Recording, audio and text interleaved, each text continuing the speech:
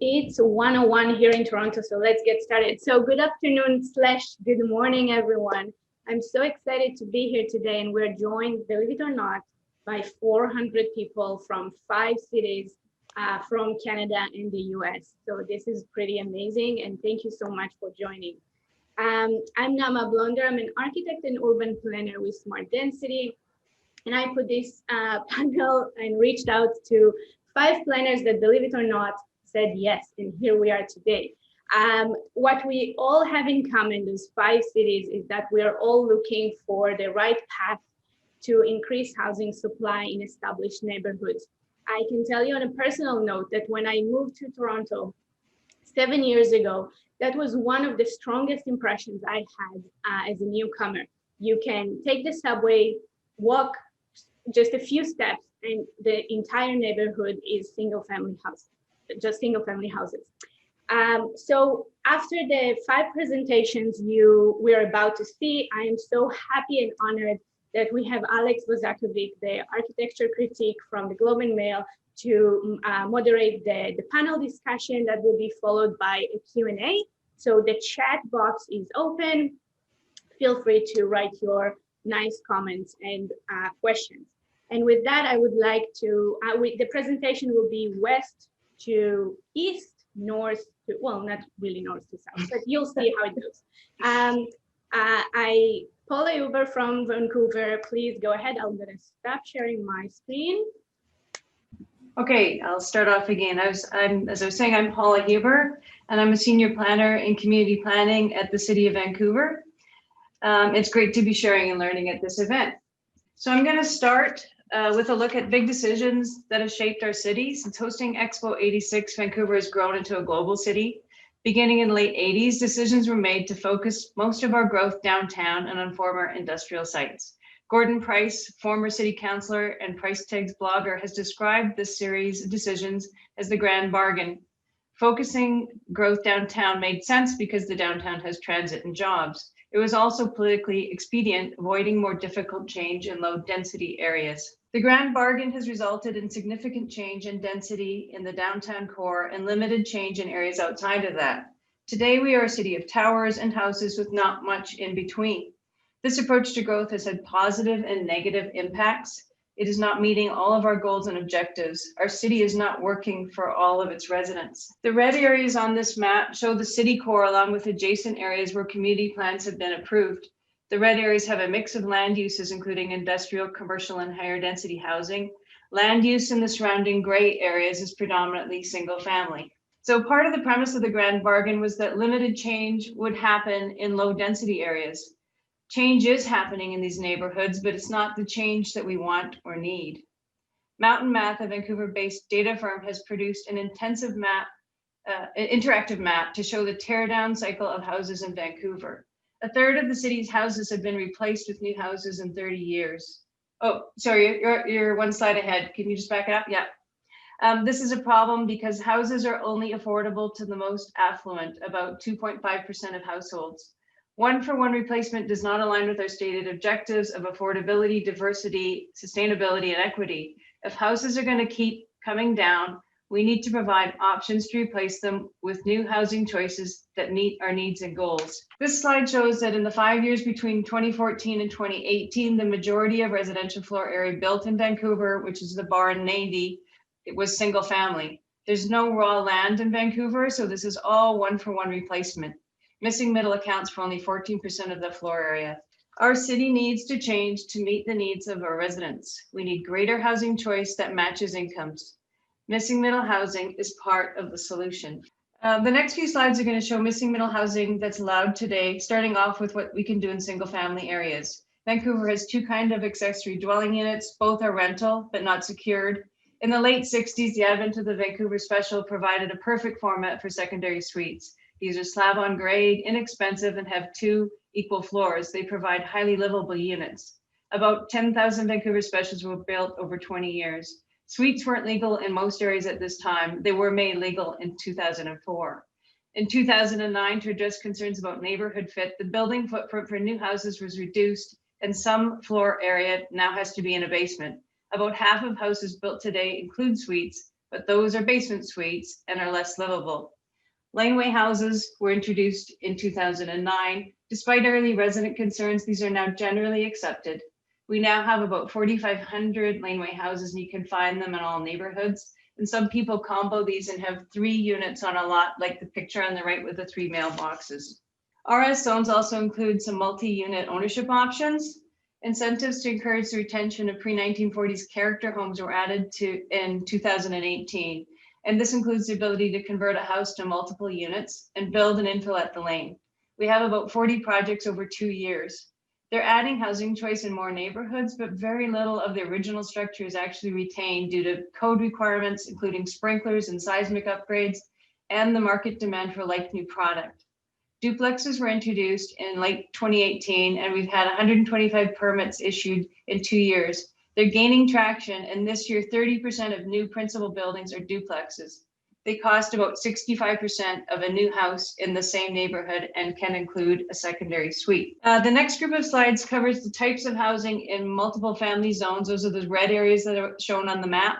So some zones allow low density multiplexes on a single lot, and these are generally 2 or 3 stories with surface parking. Other areas allow for more density in a townhouse format, but typically require lot assembly and underground parking. Most of our multifamily zones are located in older neighborhoods in the city core and include most of our secured rental housing stock built under federal tax incentives in the 60s and 70s. So we've been looking at ways to build and add missing middle housing citywide since early 2018. From interviews with builders, we've learned that townhouses are preferred over apartments because all the floor area can be sold. Units are bought by locals. And while these are small projects, they're very complex and requiring a high level of design. Some of the key technical challenges include exiting and travel distance requirements, vehicle and bike storage parking, tree retention, and the need for pad-mounted transformers, even on small sites. So how can we increase missing middle housing? Our efforts to add missing middle housing so far have been through a collection of separate programs within defined geographies.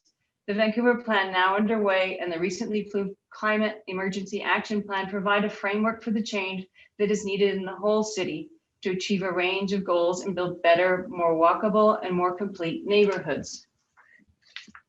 Council has asked that staff develop quick actions on missing middle housing while Vancouver Plan is underway. The next few slides highlight some of those ideas. Next. About half the population in Vancouver rents, and new residents are even more likely to be renters. Renters have lower incomes than owners. We need new housing in all neighborhoods that meets the needs of renters and owners. Council has approved a new policy that allows rental rezoning in low density areas on blocks close to transit and amenities. As part of implementing that policy, we are creating new standard rental zones to make rezoning easier and faster. We're also looking at new ownership options on single lots in RS areas. More intensive housing like triplex and fourplex is required to stop the build demo cycle and provide less expensive ownership units. We're also looking at 6 units on larger lots or on whole blocks. We're exploring new ideas like Portland's infill project and how they've recalibrated their regs to link floor area to the number of units on a lot. So what's next? We're going to build on what we know, work and learn with industry and other jurisdictions, explore creative ideas, engage with residents, test feasibility, and work to simplify our process. It has to be less difficult than it is now to build this type of housing. So my final slide is a plug for a recent video produced by Ute Lee and the Urbanarium. Watch it to learn more about missing middle in Vancouver. Next. That's it. Thank you.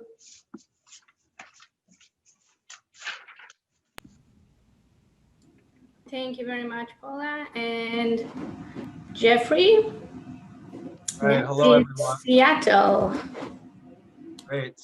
I will go ahead and share my screen here and launch into my presentation in just a moment.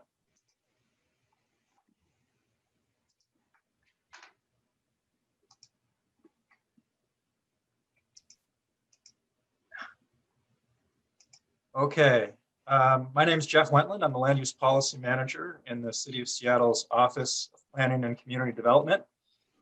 I have limited time today, so I'm going to focus on a concerted effort our city made in the last several years to increase middle housing. And this concerted effort was based on our comprehensive plans framework for growth. In Seattle, we have designated urban centers and urban villages. You see on the map here in the darker shaded areas connected by our designated frequent transit network. We've had the urban villages since 1994, and the city renewed its commitment to the urban villages in 2008 and 2015 major plan updates. Over the last 20 years, greater than 75% of all our housing growth has been in the urban centers and villages. So when we sought to increase housing choices and add middle housing, it was around those urban centers and villages that were the focus. So the map on the right there in green and pink are all the areas that were rezoned to increase housing by enacting our mandatory housing affordability program. So we coupled these broad rezones with new affordable housing requirements. All urban villages and urban village expansion areas were upzoned, and this resulted in significant new areas for middle housing. Not all of the rezones were for middle housing, but many of them at the edges of the villages were. Overall, we increased capacity for housing by somewhere around 100,000 units. So when we made these changes over the last several years, we thought carefully about displacement risk and access to opportunity for our populations. So the image you're seeing is our growth and equity analysis, which classified all of those urban villages according to their displacement risk based on demographic factors on one axis, and the access to opportunity, things like access to quality schools, community centers, parks and open space. And we basically made bigger upzones in areas with low displacement risk and high access to opportunity. So kind of your more affluent neighborhoods. We made smaller upzones in areas where populations were at high risk of displacement. And we also scaled the affordability requirements with these upzones to the market strength of different areas of the city. This has resulted in production of middle housing that's been very strong in the enlarged area of the cities that are now zoned for middle housing. And the three zones that I think of as our middle housing zones are our residential small lot zone, our low-rise 1 zone, and our low-rise 2 zone. I'll just kind of touch on the standards for those. We both adjusted the standards when we made these upzones and applied them in broader geographies.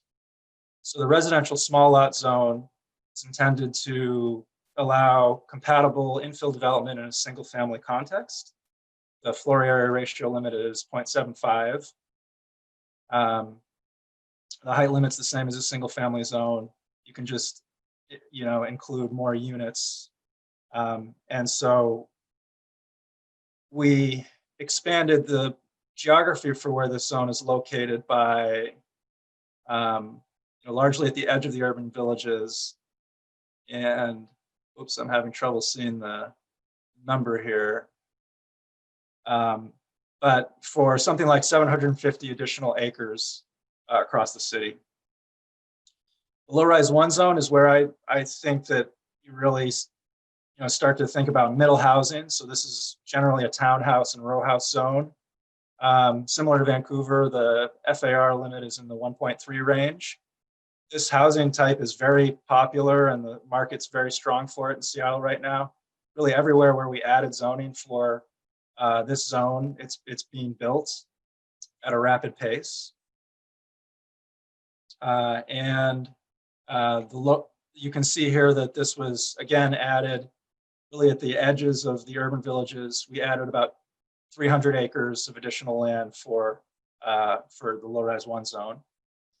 And lastly, the low-rise 2 zone, similar to low-rise 1, but allows for 4 stories of development. We see apartments sometimes in this zone, generally a mix of row houses, townhouses, and apartments. And the FAR limit is 1.4. So it took about 3 to 4 years to make those that suite of zoning changes that I described. There was a lot of controversy involved, but programs generated close to $90 million of payment and around 200 units of built dedicated low-income housing just from development in these last 3 years. Follows from the requirement to include or build affordable housing with increased zoning capacity. So we've got a lot to get to today. I will go ahead and pass it on to the next presenter. Thank you. Thank you, Jeff. And next is Portland, Oregon. And Morgan Tracy, please. Thank you very much. I'm Morgan Tracy. I'm the project manager for Portland's residential infill project. I hope I'm sharing my screen now. All right, good. Okay, so I wanted to start with this image because while we're discussing housing issues today, the topic really comes down to people and creating opportunities for our current and future residents. And this is also a rather pinnacle moment in my career as a planner, because this was at City Council and one of those seldom seen opportunities or moments where a crowd gathered to provide testimony in support of a project proposal, especially after 5 years of controversy and a lot of discourse. But it was good to see folks showing up at the end to testify in favor. So for geographical context, Portland is about a 40-hour drive west of Toronto. For folks that are more active transportation types, like our planners in Minneapolis, it's about a 233-hour bike ride. Portland's population of 650,000 is small in comparison to Toronto's nearly 3 million residents, and is roughly the same size as Vancouver. We cover about 2/3 of the area of Toronto, but our average single-family home is a little less than half the cost of one in Toronto. And another plus, Portland has nearly twice as many breweries. So we got that going for us. Escalating home prices should come as no surprise to anyone interested in this topic. Since the recovery began here in 2012, Portland has seen home prices appreciating at about 10% year over year. And since my project's inception in 2015, the median home price has increased by almost 40%. We're seeing a leveling off of that in the recent years, but what's kind of interesting in this graphic is this notable uptick at the very end of 2020. So I don't think we're done. This cost escalation is partly the result of zoning. Single-family zoning, which really only permits one type of housing, covers about 43% of our city. Excluding industrial and open space zones, single-family zoning makes up about 75% of the area zoned for housing. Yet under our comp plan growth scenario, these areas are expected to absorb only 20% of the city's projected growth. 56% of our existing housing stock is single-family homes. 80% of those are owner-occupied, while 42% of our housing is in multifamily, which is about 85% rentals. So other presenters have touched a little bit on the income and racial disparities, so I won't belabor the point, other than to reflect on where most owners live and where most renters live. And when you go back to our zoning map, there's that direct connection to zoning. I only wanted to share this slide to highlight the relative lack of vacant land in our single family zones. We have about 2,800 vacant lots. There are more that are underutilized, meaning they're potential subdivisions that can be realized there. We have about capacity for about 30,000 more single family residential units in these areas. And when we think about our comp plan growth scenarios, most of that capacity would have been utilized over the next 20 years. So we're basically getting to the point of being completely built out in the single family zones. So what does Portland 2035 look like? Hopefully not this image, but we expect an additional 250,000 people and 135,000 more units by 2035. Many more seniors will make up our population pyramid. and we'll have more 1 and 2 person households. So this means we need more units, obviously, smaller sized units, and more age-friendly housing to accommodate our future population. So for the residential infill project, in terms of the project's big moves, there were a lot of changes that were involved in that. We basically rewrote the single dwelling zone rules, but there were several big moves that we were able to make that I want to highlight. The first is that it increases the types of housing that were allowed from a house. We also allow duplexes on corner lots today. We would allow duplexes, triplexes, fourplexes, and additional accessory dwelling units, including 2 with a house or 1 with a duplex, as well as with community support and advocacy. City Council also adopted what was called the deeper affordability bonus, and this provides for more square footage and taller height when half of the units are affordable to families earning up to 60% of the median family income, which translates roughly to about a $1,300 to $1,500 Canadian monthly rental. So these new housing types are allowed nearly throughout the city, except in significant natural resource areas, land hazard areas like floodplain or landslides, and areas with unpaved streets. To ensure a relationship between increased unit potential and greater affordability, new floor area limits were created. So we didn't have these previously in the single dwelling zones. This means that buildings can be larger when they have more units, but individual unit sizes get smaller, keeping prices comparatively lower. For example, a duplex unit could be up to 140 square meters, while a triplex unit would be about 100 square meters. I also mentioned our predicted growth in the senior population. So we included a requirement that 1 of the triplex or fourplex units must meet our visitability requirements. This is a new standard, which provides more housing stock suitable for elderly and disabled people, and also serves to create options for seniors who may want to downsize but still remain in their neighborhood. And last but certainly not least, somehow we were able to eliminate the costly parking mandates from all single-family residential zones. In any other project, this would likely not have passed if we just brought forward a proposal to remove parking mandates from our zoning code. But council in this particular project got to directly weigh the trade-offs. We could either prioritize land and cost for storage of cars, or we could prioritize housing for people. And in this case, people won. In the end, we adopted changes that increase access to more types of housing in more locations, allow land costs to be spread across more units to help reduce individual unit costs, improve the compatibility of infill, all while reducing displacement and creating more housing choice. And since this is a 5-minute fire hose of a 30-minute presentation, you can read more at portland.gov/BPS/RIP. Thank you. Thank you very much, Portland. And now Minneapolis, Minnesota, Heather. Heather, you are muted, so just unmute yourself. Good afternoon. It is afternoon here in Minneapolis. I'm Heather Worthington. I'm the principal with Worthington Advisors, formerly the Long Range Planning Director in Minneapolis, Minnesota. And I want to talk a little bit about the process of getting our comp plan into place, Minneapolis 2040. And so I'm going to start from the beginning. Hang on just one second. Here we go.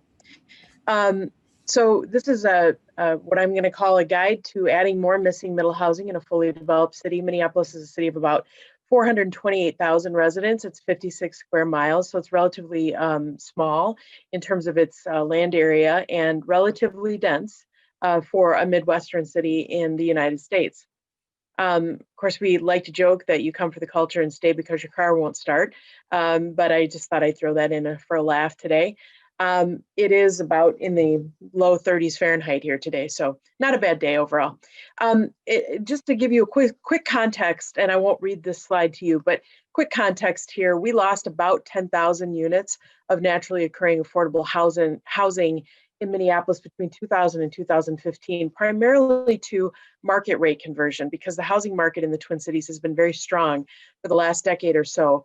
But Minneapolis and St. Paul are both some of the most racially segregated cities in the United States, largely because of the use of restrictive covenants around 1900, beginning in 1900, and then redlining in the 1930s, and then restrictive zoning practices. And I'm going to get into that a little bit. So those disparities, those racial disparities in Minneapolis have been very durable and persistent. And even though we've had federal changes to laws that have limited or affirmed fair housing, the city council and staff knew that we needed to take different approaches. So that's what we tried to do here. Another key finding was that people who lived in Minneapolis, who were primarily people of color, lacked access to the political process. Sometimes because of simple things like when we scheduled meetings, but also sometimes because they just didn't realize that they had a role to play.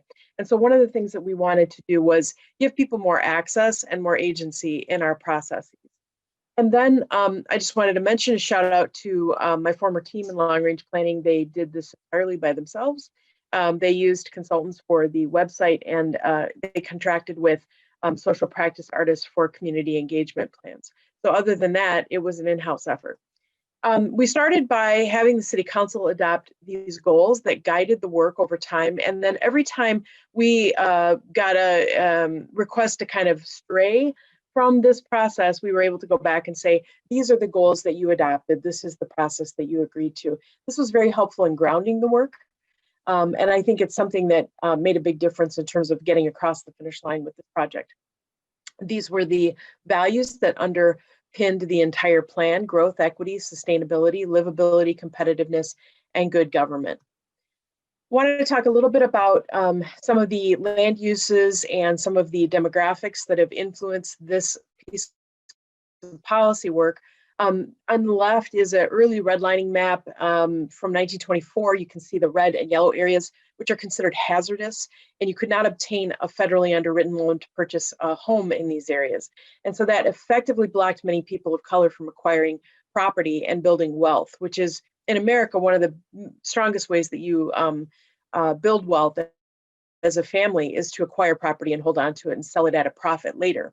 The blue and green areas were considered desirable, and you could obtain a mortgage, underwritten mortgage in those areas. And you'll notice it's not an accident that those neighborhoods are around the lakes, which are one of the nicest features of Minneapolis, and the enormous parkway system that was built beginning in the early 1900s. If you look to the right, you'll see a map that shows the current demographic makeup of the city as of 2016. The beige areas are primarily white neighborhoods, and the blue areas are primarily people of color. And that is a pattern that was set. If you again look to the left, that's the pattern that was set in the early part of the 20th century, and has proven to be incredibly durable. The red areas on that map are the racially restrictive covenants, deed restrictions that have been mapped by a group from the University of Minnesota named Mapping Prejudice. I highly recommend their work. This is our zoning map from 2010. So this was the last cycle the last zoning map that we had. Similar to Portland, the yellow areas are all single family, residential 1 through 4, typically in Minneapolis. And city lots in Minneapolis are about 40 by 120. Some are about 50 by 120 feet. And the market values in this context have been incredibly stable and increasing since the early 1990s. So property values, it's not unusual to see a house triple in value over like a 20 to 30 year period in Minneapolis.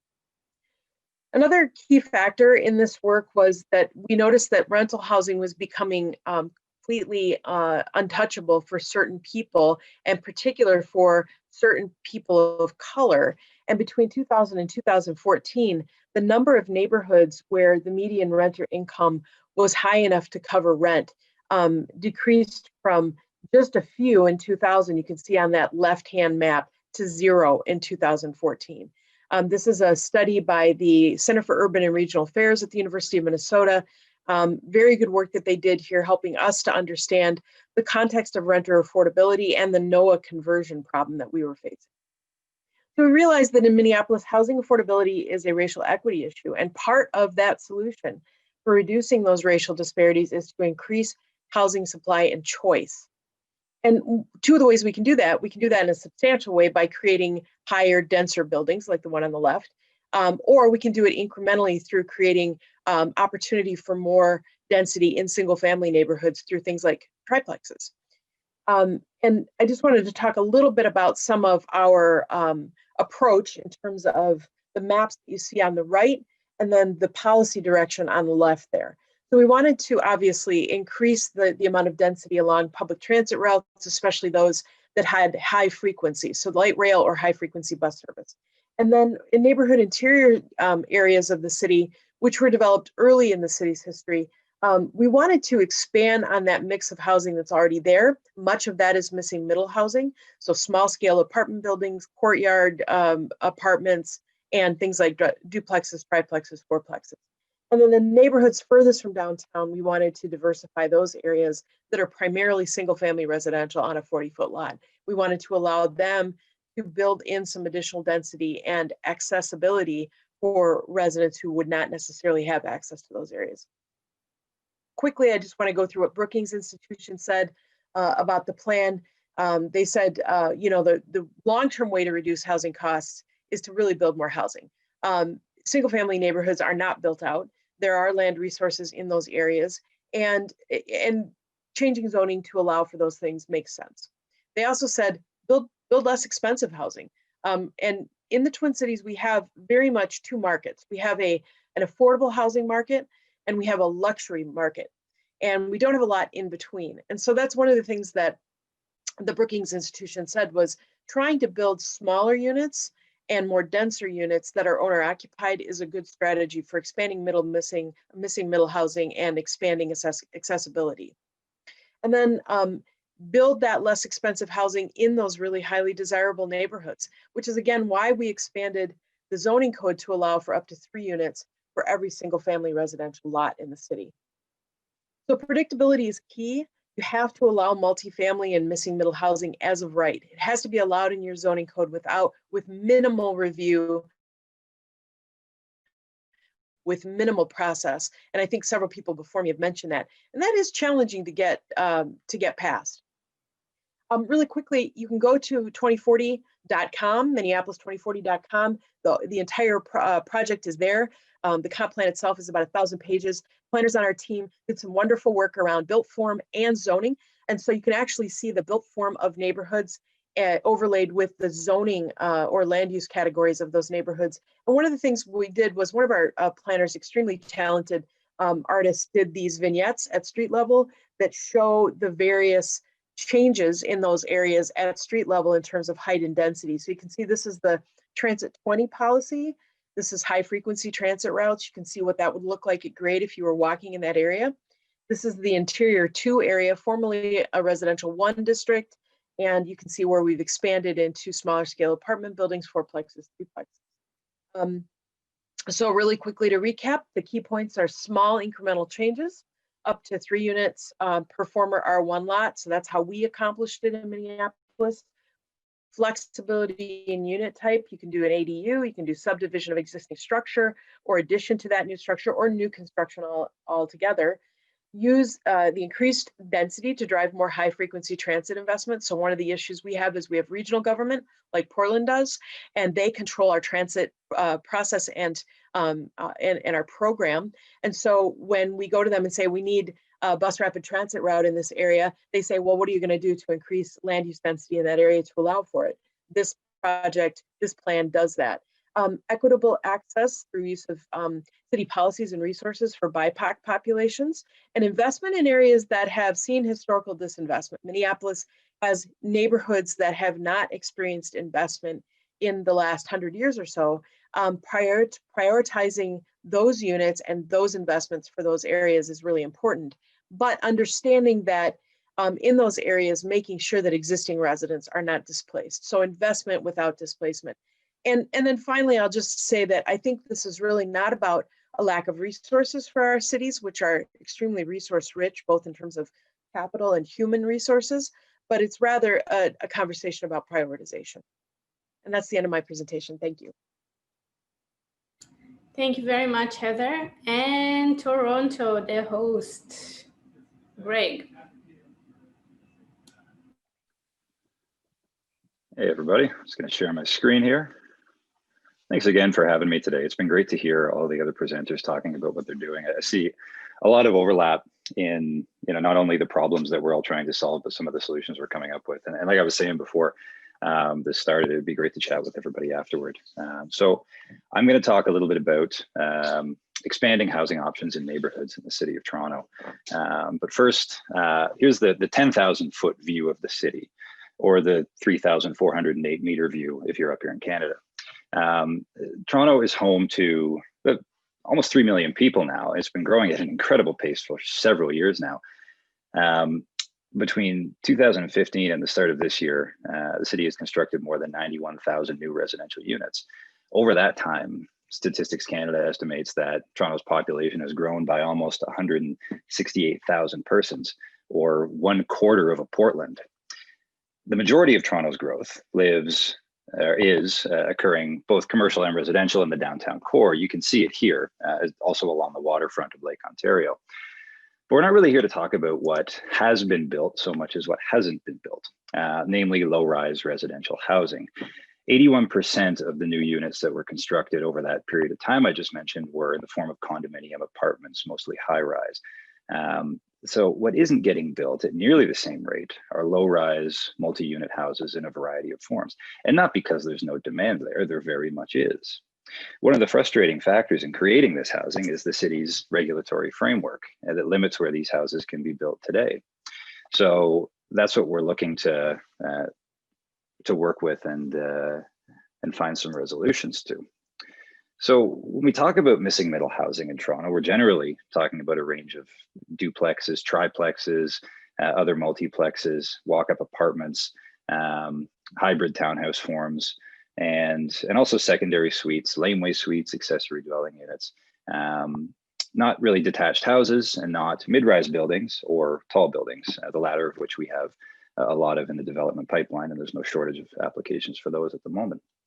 Now, these missing middle types of houses aren't entirely missing from Toronto's housing stock. There are a lot of them. They currently make up about 30% of the city's housing stock, but they're missing from where they can be built new today. They're missing from our sort of development pie chart in the city. And one of the other cities, I think it was Vancouver, provided one with very similar numbers to ours, I believe.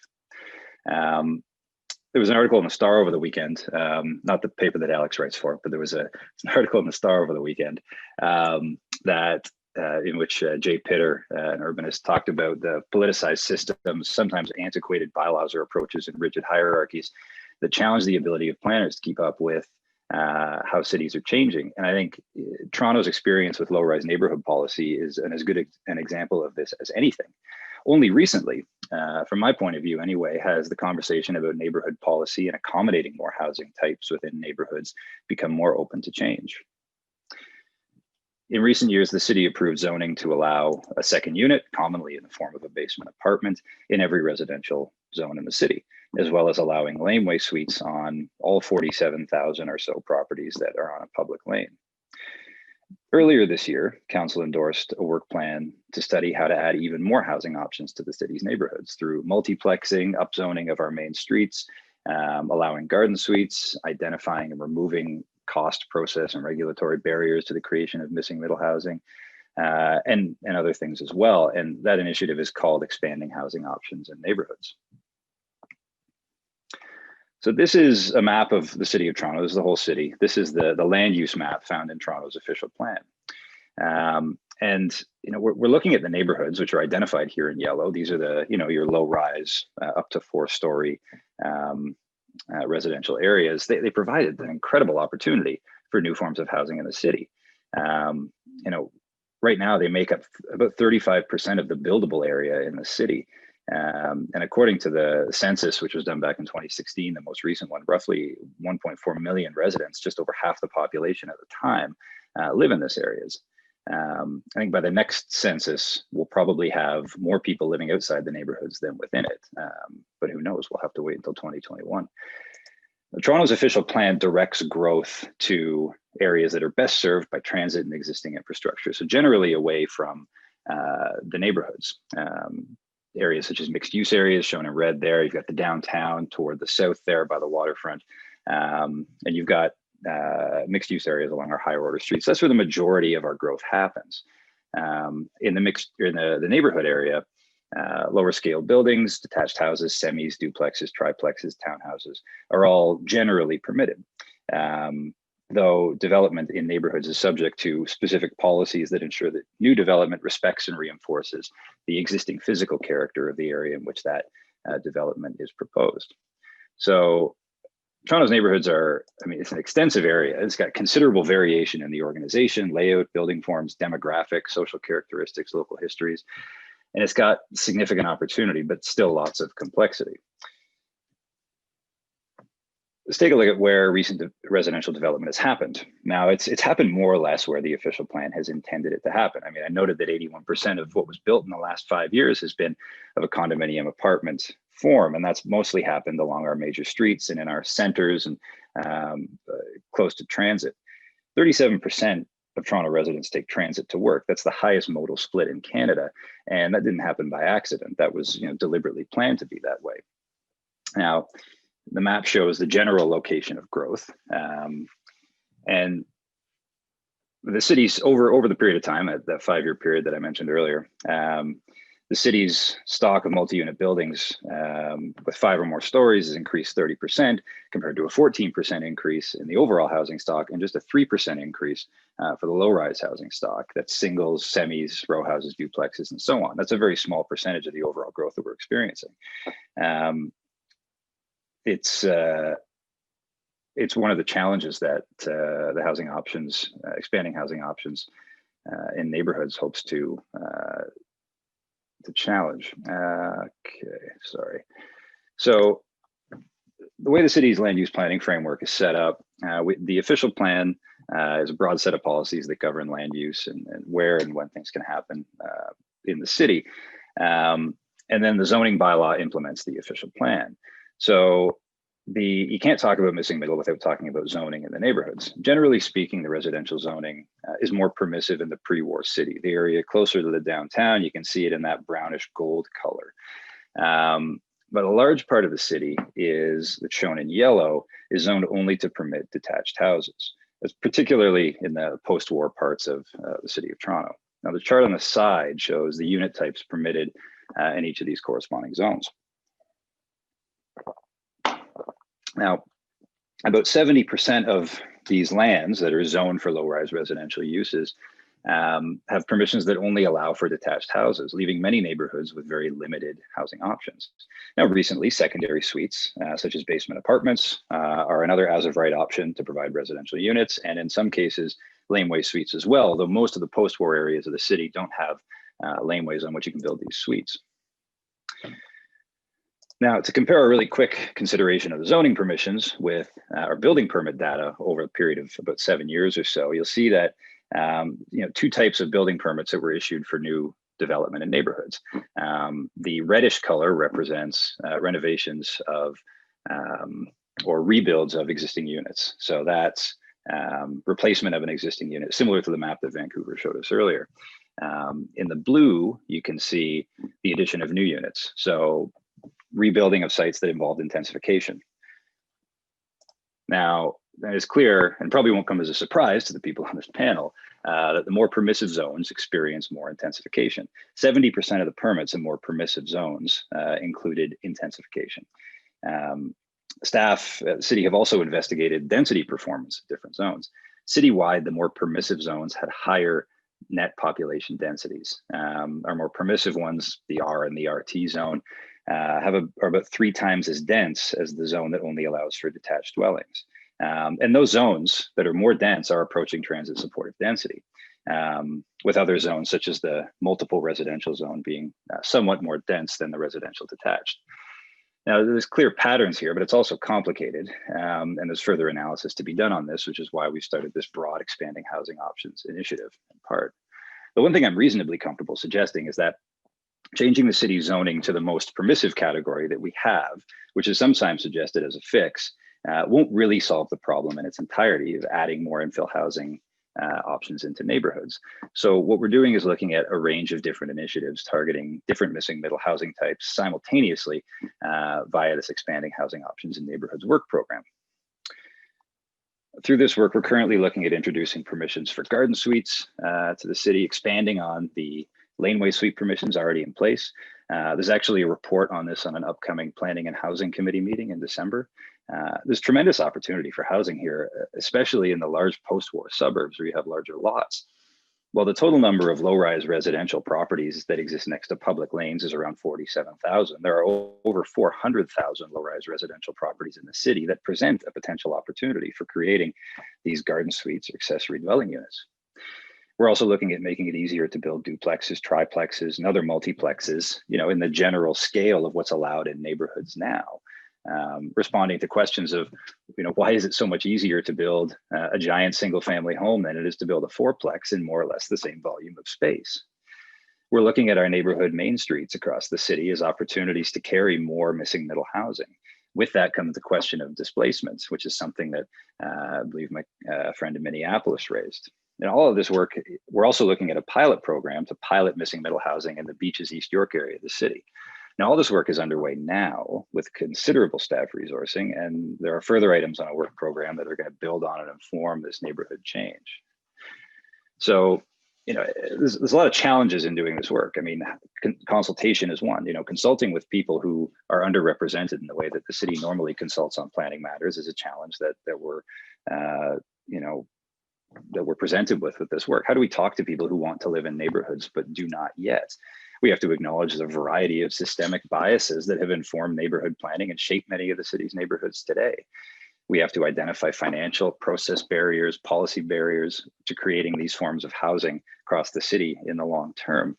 And we have to put recommendations in front of City Council that are informed and also bold enough to start to reverse some of the negative impacts lack of housing opportunities have had on the city.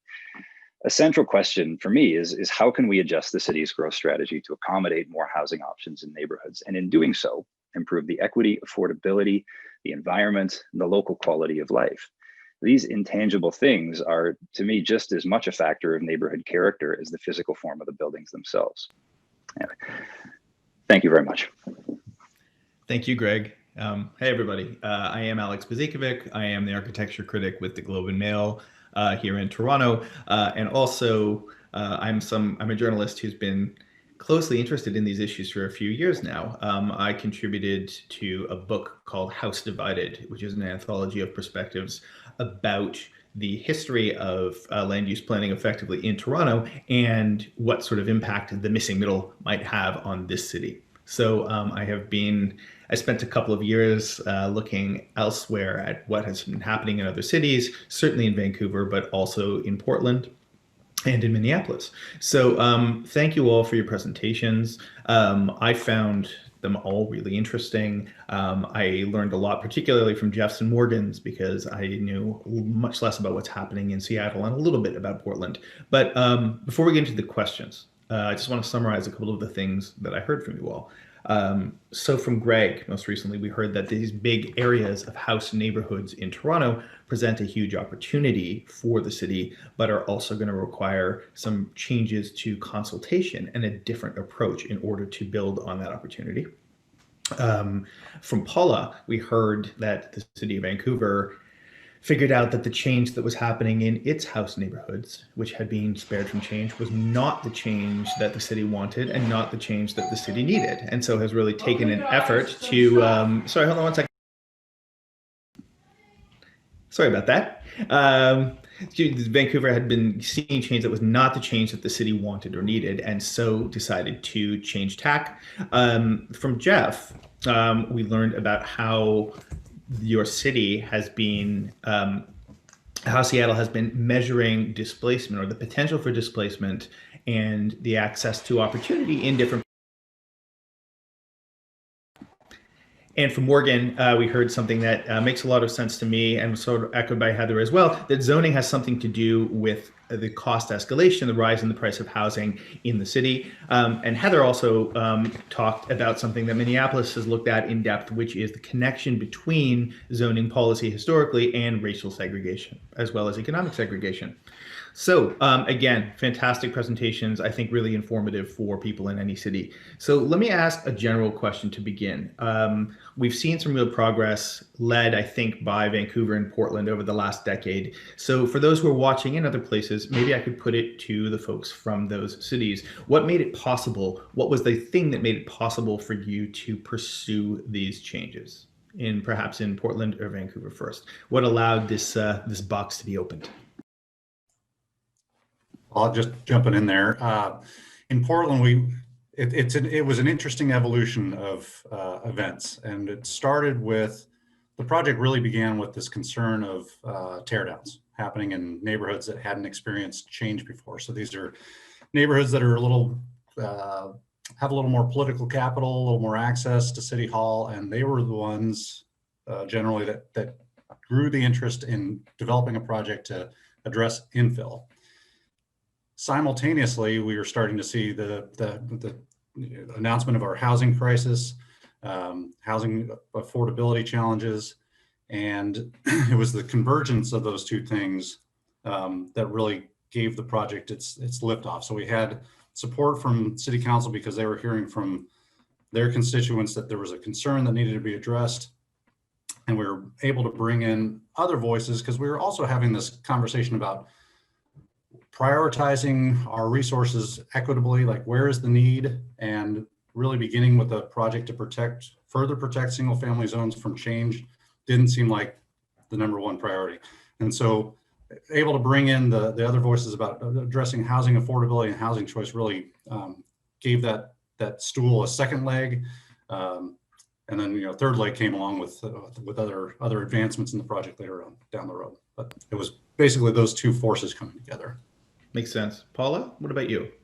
A couple observations. I would say like the suite thing when they agreed to make suites legal everywhere in 2004, that was just a recognition of what was already happening. We spent so much time mailing yes and no votes out, and finally somebody got the political will to just say enough of this, right? Let's just acknowledge what's happening. And same with laneways when they came in, that was a neat part of eco-density. And I think there was just the political will to make something happen, to try some change.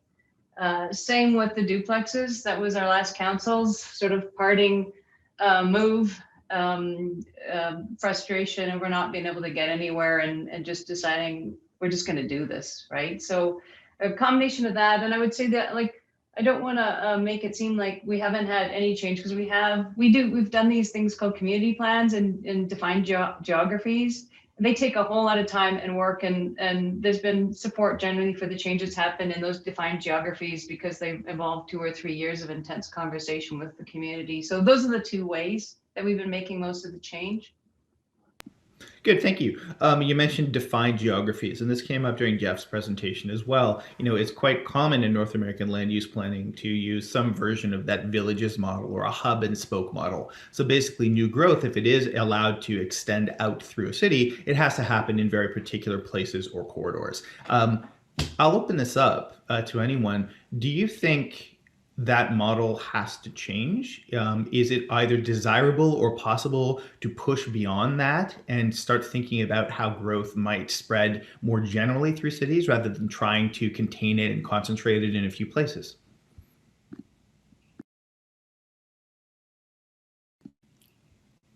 Nobody wants to step up to that one? Well, I can jump on that. So I think the principle still holds that we have other goals that we need to be cognizant of. Infrastructure is a particular challenge. We need to plan that accordingly and efficiently, so we're not spending dollars unnecessarily in areas where we're not going to see growth occur.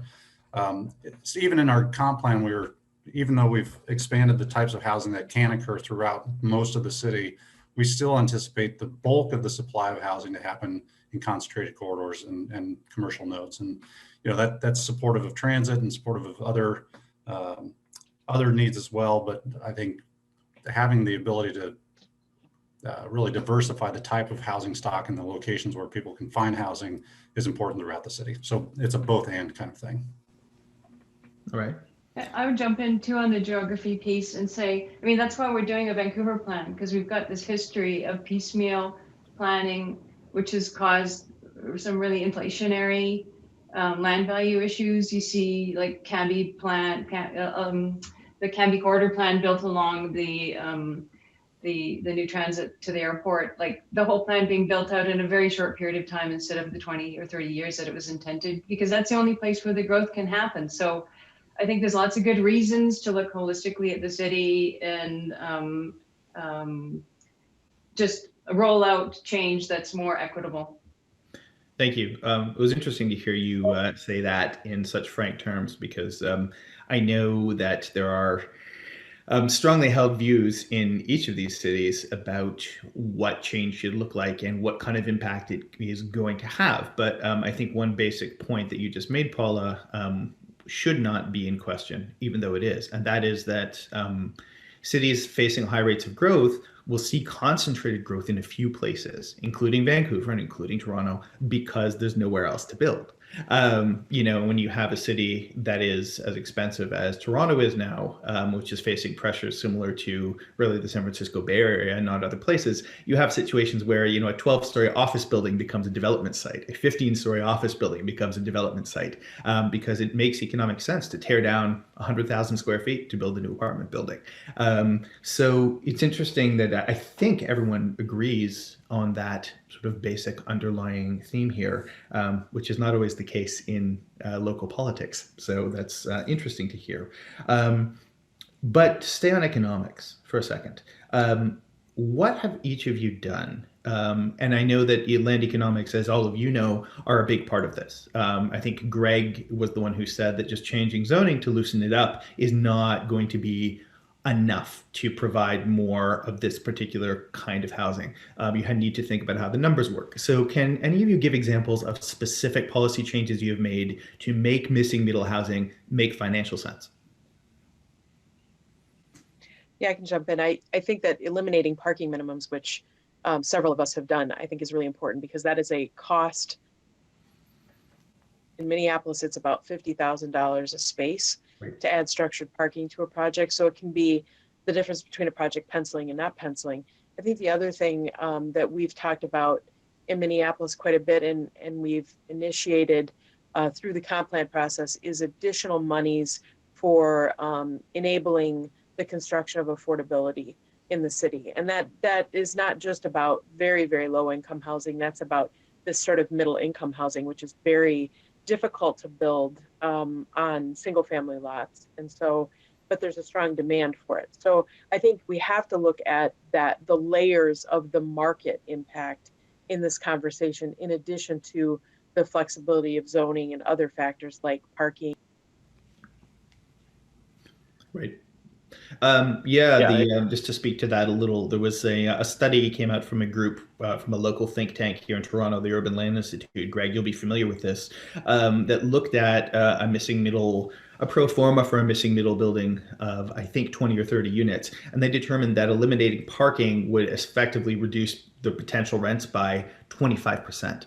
So, I mean, the impact of building underground parking, you know, in a building this small, as all of you know, I'm sure, is extraordinarily high. And there are a lot of good reasons that I won't get into, which I'm sure we're all on the same page about why in mandating parking isn't a good idea in the first place. But the math gets interesting. A question from, we had someone on the panel whose name I wrote down and cannot read, I apologize. And another one from Gil Peñalosa, an urbanist here in Toronto who works internationally. Both of them asked questions along the same lines. We're talking about housing affordability to a certain degree here, and several of you have spoken directly about the need for increasing housing supply as well as housing choice. Let me paraphrase Gil here, is missing middle enough in high growth cities to solve that problem? Or do your cities need to be thinking about more aggressive kinds of upzoning, more dramatic forms of liberalization of planning? I can jump in. I'll just jump in and say that at the same time we were doing the comprehensive plan to add density in the city, we were also approving $15 an hour minimum wage ordinance. And so I think we can't ignore that it's not just a planning issue. It is, as you said, Alex, it's an economics issue. And it's all about, in America anyway, it's all about income and affordability. And that's something that we are really struggling with in the Midwest, because I think we've seen ourselves as this bastion of affordability in the housing market. Right. And the reality is that many people cannot access housing because it is way out of reach for them financially. And we're starting to see the impact of that in terms of a really high level of homelessness in the Twin Cities for one of the first times this year. And remember, this is an environment where a 30 below day in January is not unusual. And so we're not entirely sure what we're going to do to address this, but it's not sustainable, and we're really concerned about it. Right.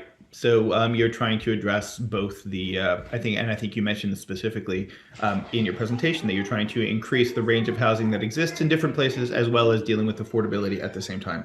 So let me ask you, maybe somebody who hasn't spoken for a little bit, perhaps Jeff, in your experience, what has been the biggest challenge, or what has been one of the biggest challenges in actually moving these policy changes forward? What have the obstacles been?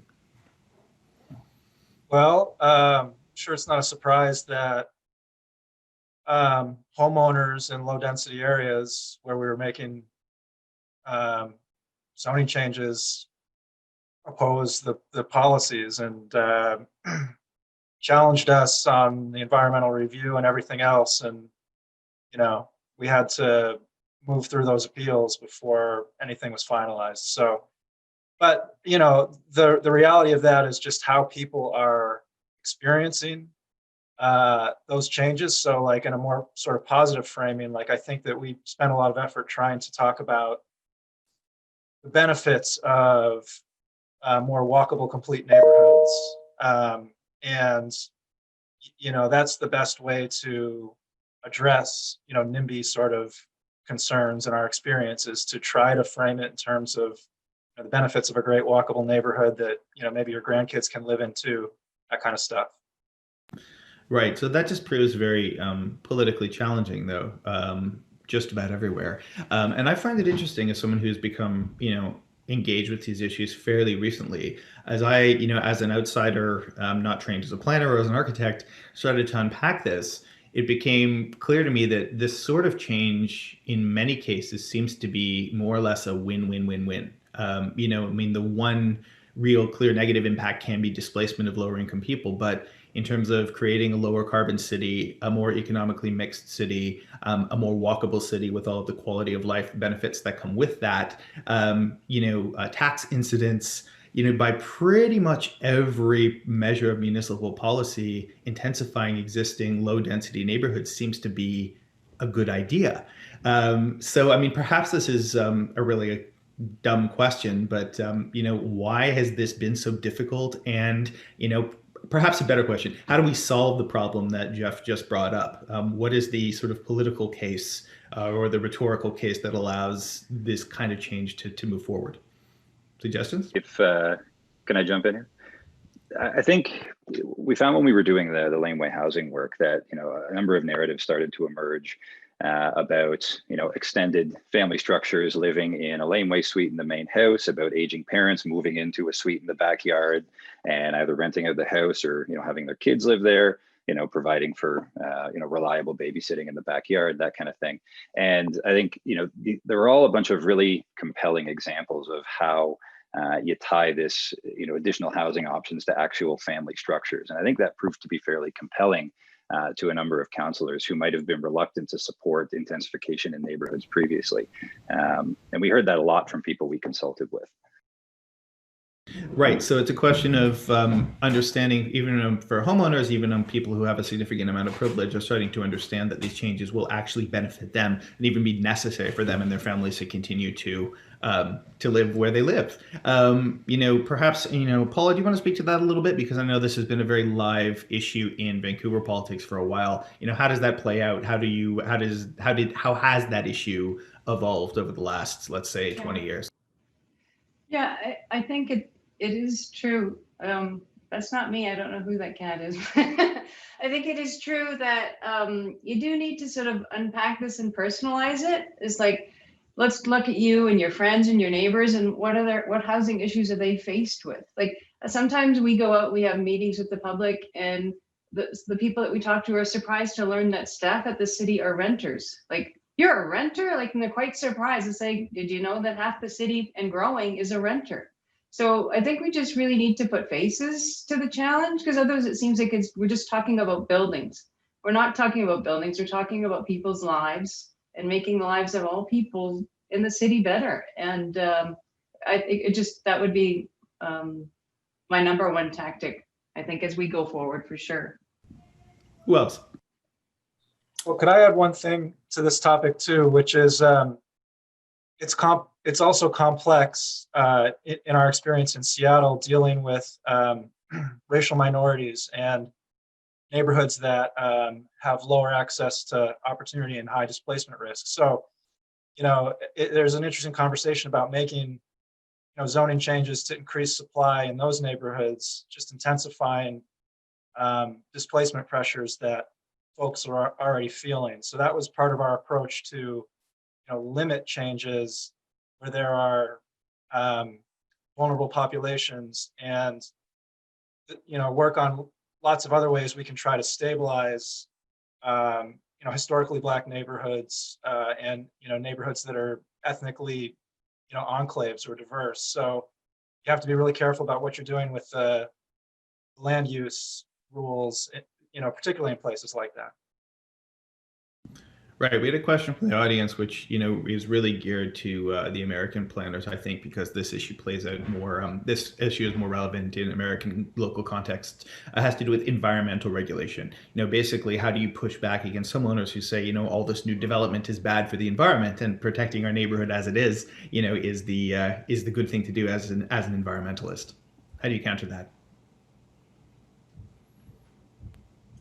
Well, it was certainly a narrative that played out in Portland, loss of green space, tree removal.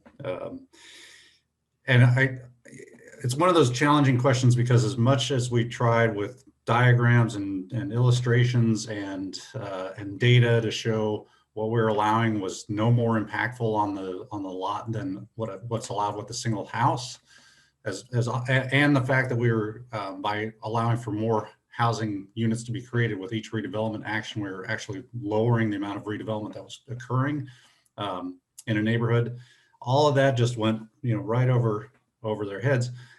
And I don't know if it's willful neglect, willful negligence, or just firm-rooted belief. I'm not totally sure, but I think, kind of going back to the point about trying to move these policies forward. I think one of the criticisms of my own project is we relied on data a lot initially, which was, adds credence to your argument, and you can show facts and figures. But I think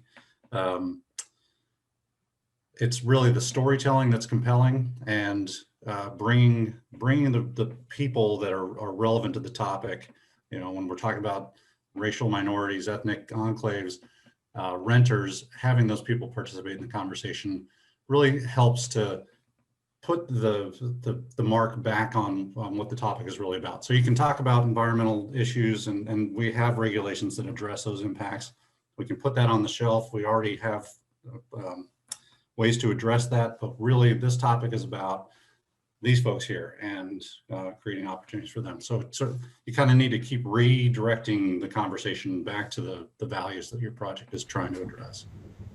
Right. And, I think Paula mentioned that the eco-density was a label that was put on it in the city of Vancouver about a decade ago. And that continues to be something that drives it forward. I mean, just making that point about how it is, fundamentally a more sustainable thing to do intensification. A couple of you, I can't remember who it was who was talking about demographic change in their city, but it is. Can I add? Gotcha. So, it is worth mentioning that, most cities in North America, if not all, have aging populations, that the household size in many North American cities is shrinking, if not everywhere. And there's also a widespread pattern in neighborhoods that were built for the baby boom that those neighborhoods are actually losing people.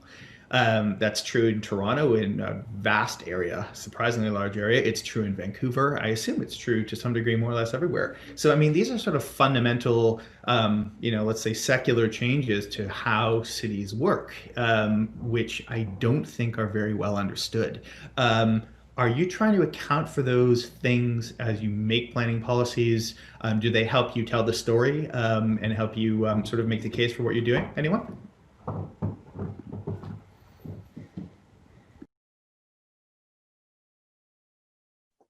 Well, I think there's a couple of demographic points in Minneapolis that drove some of this discussion. One was this recognition that people who wanted to sort of downsize did not have a place to go in their neighborhoods because of the single family sort of, homogeneity of those neighborhoods. The other thing that we heard though from that same demographic group, from those sort of, I'm going to call them older Xers, younger boomers kind of group was, but our kids can't afford to live here either. And so we'd like our families to be closer, but they can't afford to live here. And I think that's probably true of all the cities on the panel today. And I think that's a recognition for this conversation. Right. So housing affordability becomes an issue, or has become an issue now, even for people with a considerable amount of privilege. So that perhaps helps move things along, helps change the politics of these issues. So I want to go back to a couple of questions that we were asked earlier in the presentation. Yeah. A general question then. I think we've covered a number of these themes in some depth. Each of you are to some extent veterans of this process, except perhaps Toronto and Graig. What advice would you give as planners to planners or politicians in other cities who are trying to pursue policies like this one? Where do you begin? What are some valuable tools or tactics?